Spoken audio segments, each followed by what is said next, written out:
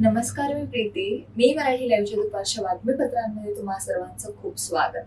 मुलींना शिकवण्यासाठी शाळेत जाण्याची हिंमत दाखवणाऱ्या एका महिला शिक्षकाला रस्त्यावर चिखल दगड मारून शिवीगाळ सहन करावी लागली असं जर आजच्या पिढीला सांगितलं तर कदाचित त्यांचा विश्वास बसणार नाही. पण हे 250 वर्षांपूर्वीचं सत्य आहे, जेव्हा स्त्रियांसाठी शिक्षण घेणे अनावश्यक मानलं जात असे. अशा काळात स्त्री आणि तीही समाजाने ठरवलेल्या खालच्या जातीतली तिने लग्नानंतर फक्त शिक्षणच घेतले नाही तर त्या मुलींमधला अज्ञानाचा अंधार दूर करण्यासाठी शिक्षिका म्हणून पुढे देखील आल्या. त्याचमुळे सावित्रीबाई फुले यांना पहिल्या भारतीय महिला शिक्षिका होण्याचा मान मिळाला. सामाजिक अस्पृश्यता, स्त्री पुरुष भेदभाव, सती प्रथा, भ्रूण हत्या आदींविरुद्ध आयुष्यभर संघर्ष करणाऱ्या सावित्रीबाई फुले पती ज्योतिबा फुले यांच्या निधनानंतर झालेल्या अंत्यसंस्काराच्या वादात पुढे आल्या.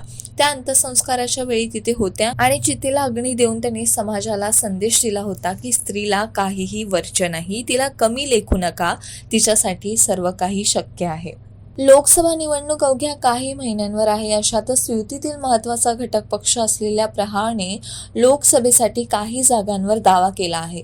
यात अमरावती या लोकसभा मतदारसंघावर प्रहारने दावा केला आहे. अमरावतीची जागा आम्ही मागणार आहोत असं प्रहारचे नेते बच्चू कडू यांनी म्हटलं आहे. अमरावतीमधून नवनीत राणा या खासदार आहेत. अशातही तुम्ही अमरावतीच्या जागेवर दावा करणार आहात का असा प्रश्न विचारण्यात आला. तेव्हा नवनीत राणा यांनी आमच्या तिकिटावर निवडणूक लढवावी असं बच्चू कडू म्हणाले. येत्या 22 जानेवारीला राम मंदिराचं उद्घाटन आहे. या उद्घाटनाला काँग्रेसने जावं असं आवाहन ठाकरे गटाचे नेते संजय राऊत यांनी केलं आहे. आजच्या सामन्याच्या अग्रलेखातून संजय राऊत यांनी काँग्रेस नेत्यांना आवाहन केलं आहे. सोमनाथ ते अयोध्या सत्य काय आहे या शीर्षकाखाली आजचा सामनाचा अग्रलेख प्रसिद्ध झाला. काँग्रेसने अयोध्येत यायला हवं असा सल्ला संजय राऊत यांनी काँग्रेसला दिला आहे.